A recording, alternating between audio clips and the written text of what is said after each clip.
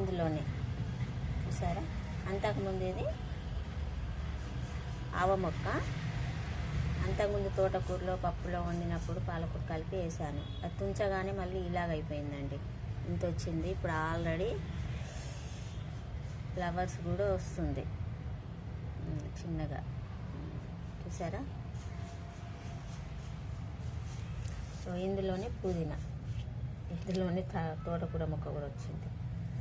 Water గింజలు ఉన్నాయి కదా, పడిందేమో తెలియదు. పుదీనా ఇలాగ అయిందండి. చిన్న మొక్క పెట్టాను, వాటర్కి ఇలా వచ్చింది. ఎలాగుందండి చెప్పండి. మా చిన్ని మొక్కలు, మా చిన్ని లైఫ్లో, మా చిన్ని జీవితానికి ఇంత చిన్న మొక్కలు ఎలా ఉన్నాయండి చెప్పండి. పాత మొక్క కాయలు మళ్ళీ పిందెలు మళ్ళీ ఇలాగైపోయాయి. ఈరోజు తీస్తున్న వీడియో.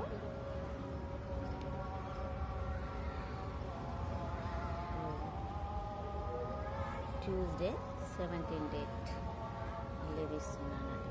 పాత మొక్కలు మళ్ళీ వచ్చినాయి.